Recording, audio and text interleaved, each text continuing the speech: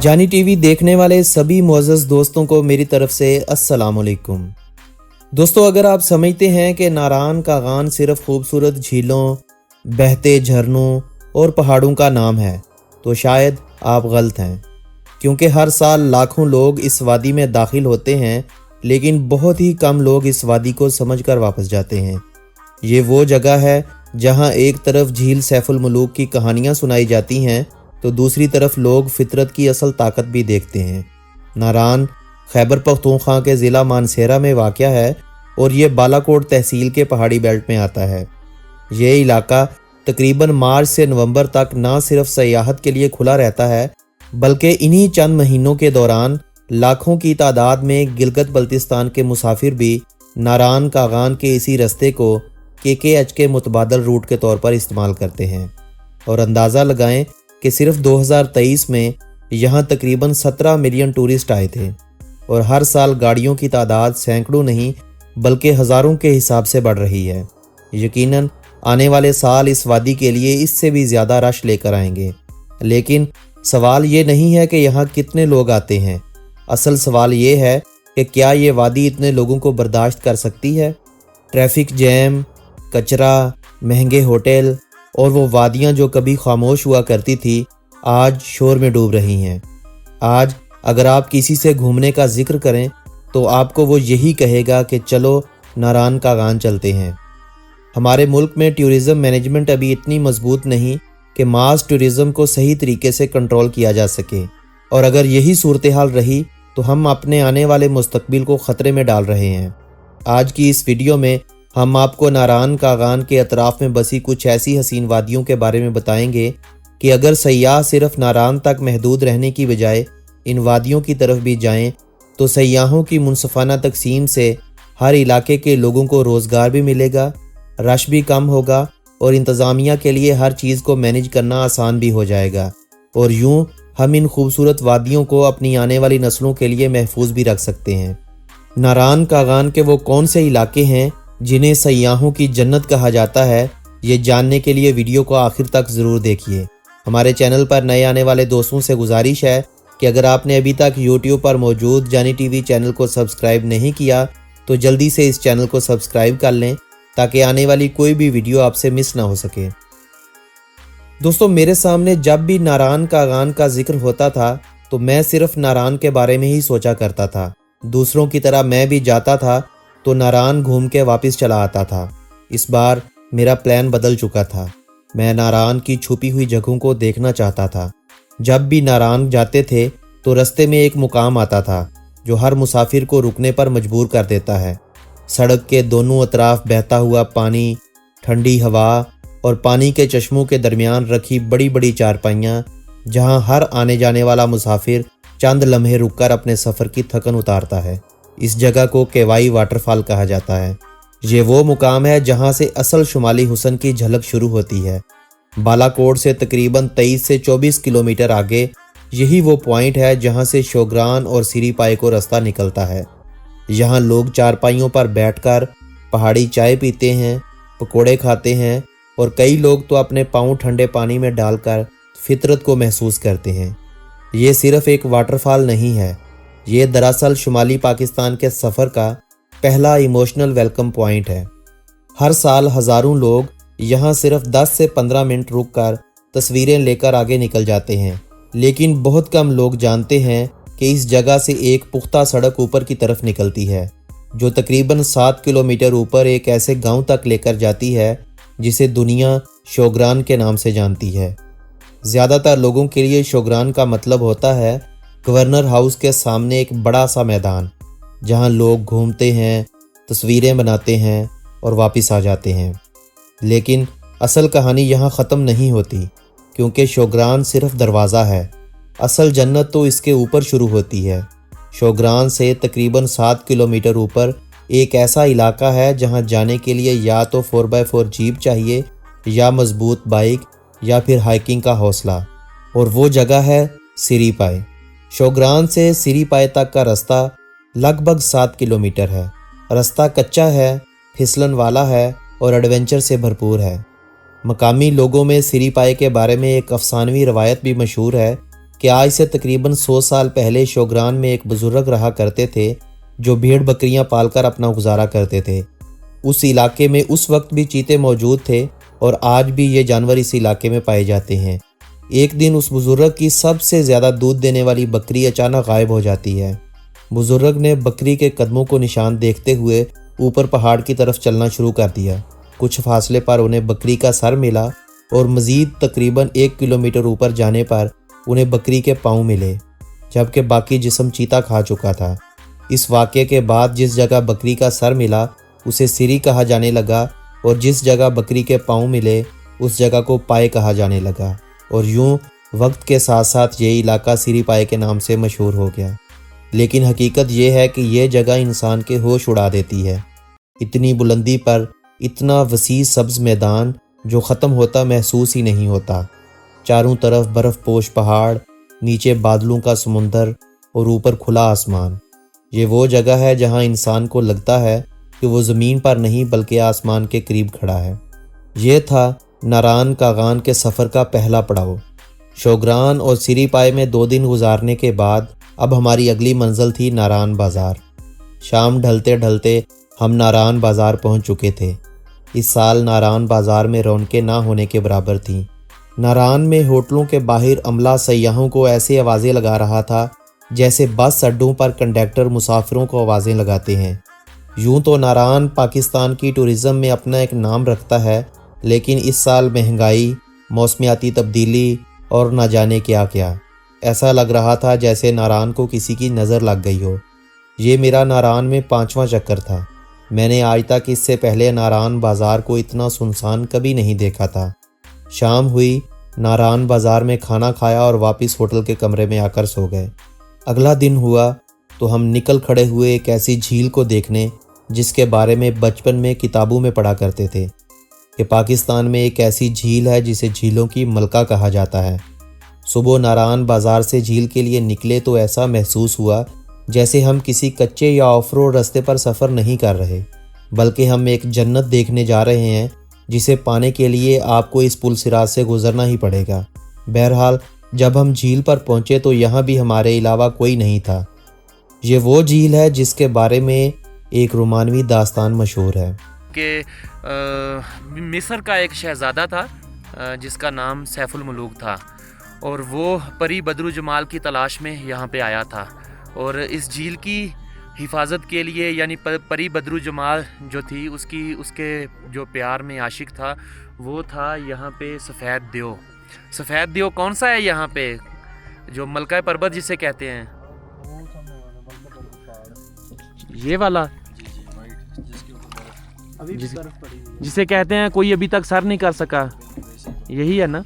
یہ ہے تو افسانوی داستان ہے، لیکن اس کے بارے میں جو کہانی ہے نا وہ یہی ہے کہ جب شہزادہ اس جھیل پہ آیا اور اس نے جو ہے وہ پریاں یہاں پہ چاند کی 14ویں رات کو یہاں پہ نہا رہی تھی، تو اس نے پری کے جو ہیں وہ کپڑے اٹھا لیے، اور پھر پری نے جب اپنے کپڑے مانگے تو اس کے بعد شادی کی شرط پہ اس نے کپڑے واپس کیے۔ سٹوری صحیح سنا رہا ہوں نا؟ یہی سناتے ہیں نا آپ لوگ بھی، کہ پری جب یہاں پہ نہا رہی تھی تو سامنے جو سفید دیو ہے اس کو باقی جو پری کی ساتھ والی سہیلیاں تھیں انہوں نے جا کے اطلاع کر دی، اور اس نے سفید دیو نے اوپر سے گلیشیئر کا ایک ٹکڑا پھینکا جس کی وجہ سے یہ جھیل پھٹ گئی، اس کا جو رستہ ہے بن گیا اور اس کا پانی نیچے ناران بازار کی طرف جانے لگا۔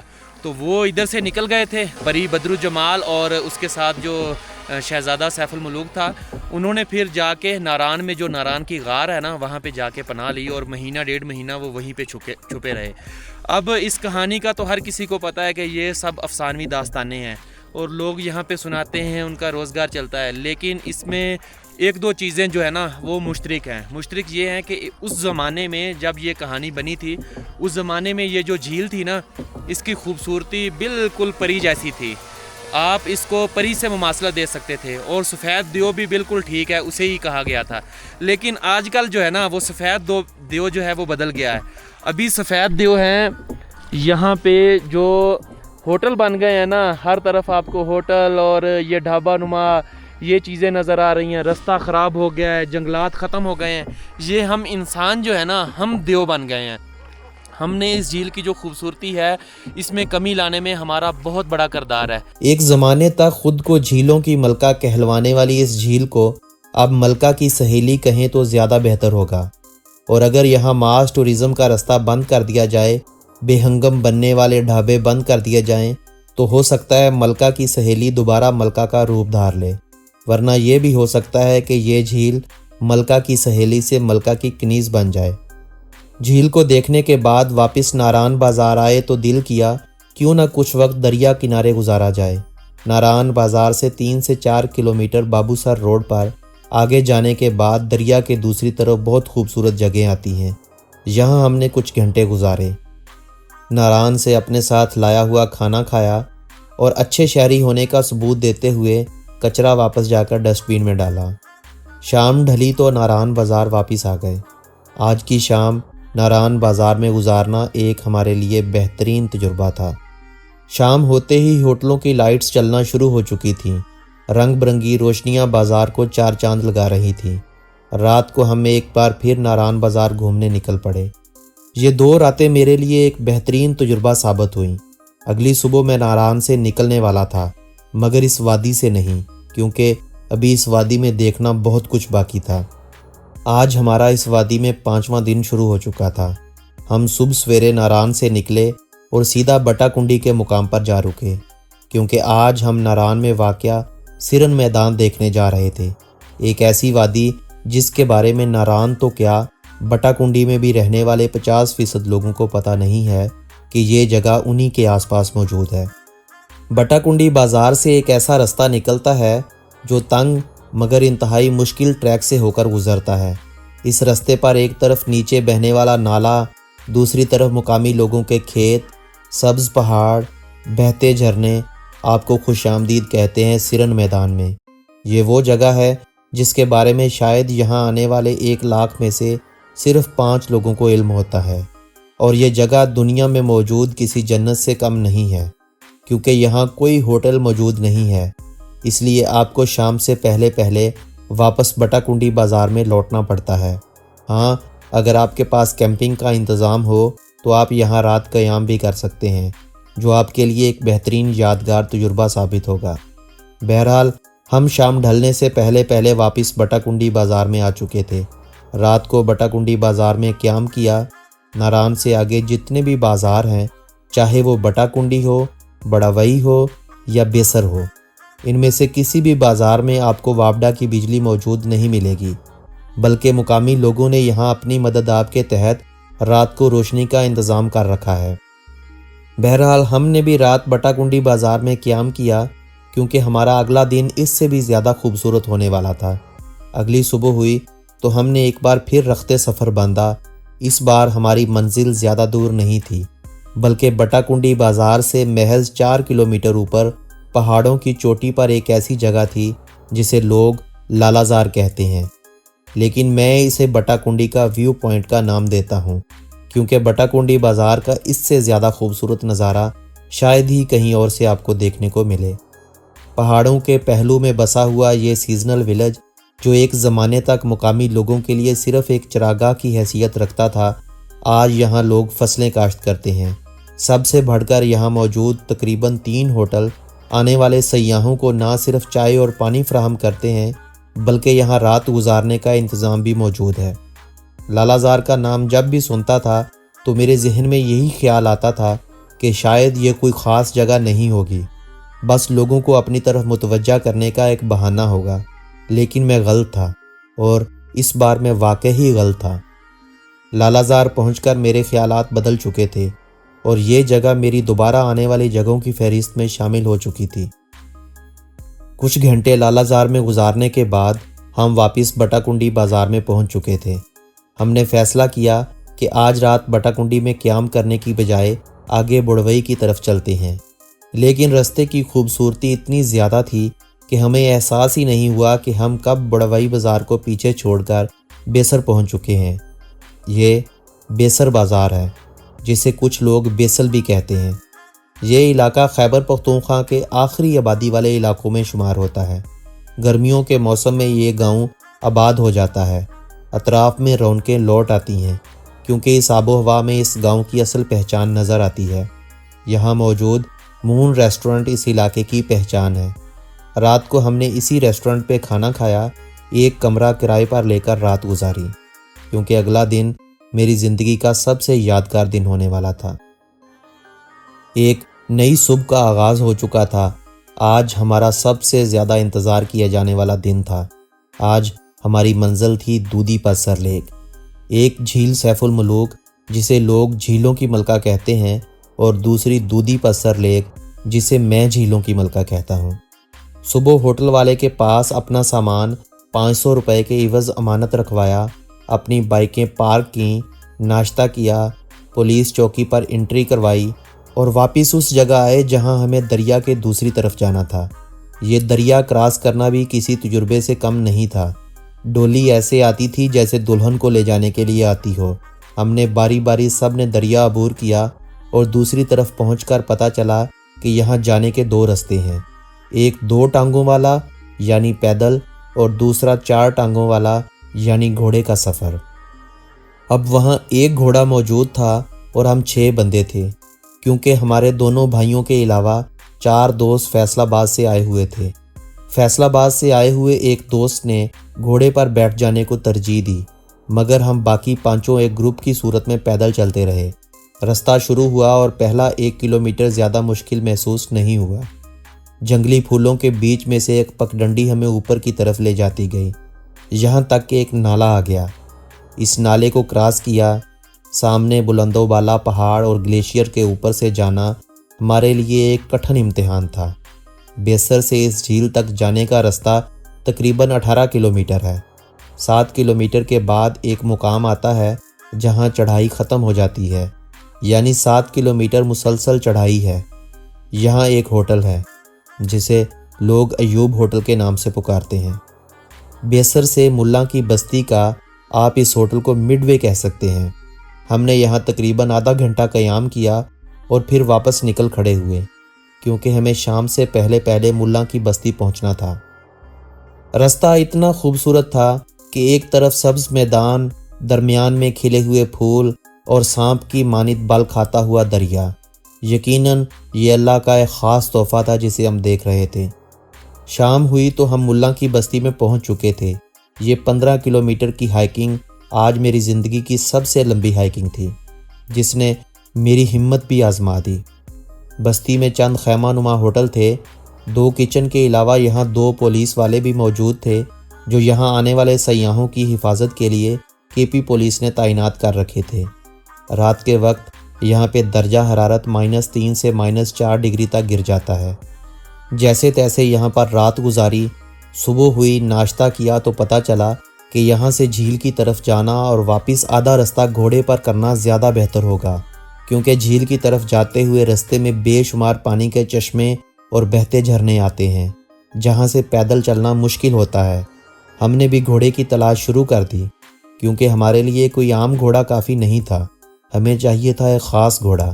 آدھے گھنٹے کے انتظار کے بعد میرے لیے بھی ایک گھوڑا لایا گیا۔ گھوڑے کی پیٹھ پر سوار ہو کر میں نے رستے کی خوبصورتی کو انجوائے کرتے ہوئے دودھی پسر لیک کی طرف بڑھنے لگا۔ سفر کم ہوتا جا رہا تھا، مگر دل چاہتا تھا کہ یہ سفر کبھی ختم نہ ہو۔ میں نے گھوڑے کے مالک سے کہا کہ بھائی سپیڈ آہستہ کرو، تاکہ یہ 30 منٹ میں ختم ہونے والا سفر ہم 1 گھنٹہ 30 منٹ میں کر سکیں۔ یوں میں نے اس وادی کو گھوڑے کی پیٹھ سے دیکھا اور یہ سفر میرے لیے ایک یادگار بن گیا۔ جھیل پر پہلی نظر پڑتے ہی منہ سے بے اختیار نکلا، ماشاءاللہ، سبحان اللہ۔ کسی نے کیا صحیح کہا تھا کہ بادشاہوں کو بھی اپنی ملکہ اتنی آسانی سے نہیں ملتی، انہیں حاصل کرنے کے لیے محنت اور وقت لگتا ہے۔ بالکل ویسے ہی اس ملکہ کو حاصل کرنے کے لیے ہمیں بھی کچھ ایسا ہی سامنا کرنا پڑا۔ سطح سمندر سے تقریباً 12,500 فٹ کی بلندی پر یہ جھیل قدرت کا نایاب تحفہ ہے، اور آج کے جدید دور میں اسے جھیلوں کی ملکہ کہنا کوئی مبالغہ نہیں ہوگا۔ ہم دوستوں نے تقریباً 3 گھنٹے اس جھیل کے کنارے گزارے اور پھر واپس لوٹ پڑے۔ واپس ملا کی بستی میں رکے بغیر ہم نے اپنا سفر جاری رکھا۔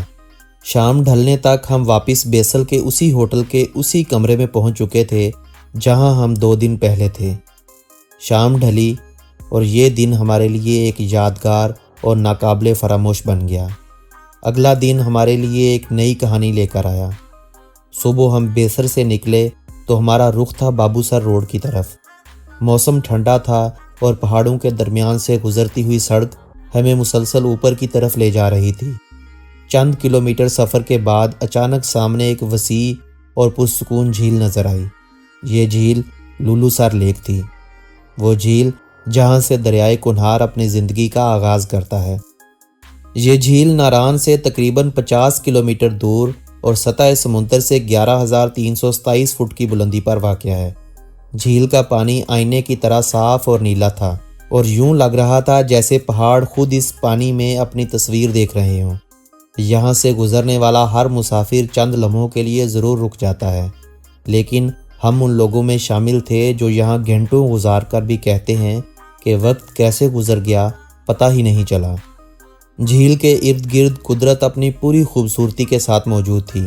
کہیں مارموٹ ادھر ادھر بھاگ رہے تھے، کہیں چکور کی آوازیں گونج رہی تھیں اور کہیں موسمی پرندے فضا میں اڑتے دکھائی دے رہے تھے۔ یہ سب منظر مل کر اس جگہ کو جادوئی بنا رہے تھے۔ جب ہم یہاں سے مزید آگے بڑھے تو آہستہ آہستہ احساس ہوا کہ ہم ایک نئی سرزمین کی طرف داخل ہو رہے ہیں۔ کچھ فاصلے کے بعد خیبر پختونخوا کی حدود ختم ہو گئی اور گلگت بلتستان کا آغاز ہو گیا۔ یہ تبدیلی ہمیں واضح طور پر محسوس ہوئی جب ہم گٹی داس گاؤں کے قریب پہنچے، جہاں پہاڑوں کی ساخت، ہوا کی ٹھنڈک اور ماحول، یہ سب کچھ مختلف محسوس ہونے لگا۔ یہ سفر صرف ایک روڈ ٹرپ نہیں تھا، بلکہ ایسا لگ رہا تھا جیسے ہم ایک کہانی کے ایک باب سے نکل کر دوسرے باب میں داخل ہو رہے ہوں۔ یہ سفر یہاں ختم نہیں ہوا، ہمارا رستہ ابھی باقی تھا، ہماری منزلیں ابھی باقی تھی، لیکن ایک جگہ تھی جو آہستہ آہستہ پیچھے رہتی جا رہی تھی، اور وہ تھی ناران۔ ناران صرف ایک شہر نہیں ہے، یہ ایک احساس ہے، ایک دروازہ ہے ان بے شمار خوبصورت مقامات کا، جہاں ہر سال لاکھوں کی تعداد میں سیاح آتے ہیں۔ کوئی جھیل سیف الملوک دیکھنے نکل جائے، کوئی دودھی پسر کی طرف، تو کوئی شوگراں کے سرسبز میدانوں میں کھو جائے۔ یہی ایک حقیقت ہمیں سمجھنی ہوگی۔ اگر ہم سب مل کر ایک ہی جگہ کا رخ کریں گے تو خوبصورتی بھی متاثر ہوگی اور نظام بھی۔ اگر سیاح اس وادی کے ہر مقام کو اس کا حق دیں، مختلف جگہوں کو ایکسپلور کریں، تو نہ صرف اس وادی کا حسن برقرار رہے گا، بلکہ یہاں کا ماحول، جنگلی حیات اور قدرتی نظام بھی محفوظ رہے گا۔ اگر رش صرف ناران تک محدود رہے گا تو وہاں ہوٹلوں کے ریٹس بھی بڑھتے رہیں گے، وسائل پر بھی دباؤ بڑھے گا، اور وہ قدرتی حسن جو اس جگہ کی اصل پہچان ہے آہستہ آہستہ ختم ہو سکتا ہے۔ لیکن اگر ہم ذمہ دار سیاح بن جائیں، اگر ہم سفر کے دوران صفائی کا خیال رکھیں، اگر ہم نئی جگہوں کو دریافت کریں، تو ہم اس وادی کا مستقبل بچا سکتے ہیں۔ ہمارا سفر ابھی جاری ہے، نئی سڑکیں، نئی وادیاں اور نئی کہانیاں ہمارا انتظار کر رہی ہیں، لیکن دل کا ایک حصہ ہمیشہ ان پہاڑوں میں رہ جاتا ہے، جہاں ٹھنڈی ہوائیں، نیلا آسمان اور خاموش پہاڑ انسان کو یہ یاد دلاتے ہیں کہ قدرت صرف دیکھنے کے لیے نہیں ہے، سنبھالنے کے لیے بھی ہوتی ہے۔ دوستو، آج کی اس ویڈیو میں اتنا ہی۔ ہمارا یہ سفر جاری رہے گا، لیکن امید ہے کہ جب آپ یہاں آئیں تو آپ اس جنت کو ویسا ہی چھوڑ کر جائیں جیسا آپ نے اسے پایا تھا۔ ملیں گے آپ سے بہت جلد ایک نئی ویڈیو میں، تب تک کے لیے اپنے اس دوست محمد نبیل کو دیجیے گا اجازت۔ اللہ نگہبان۔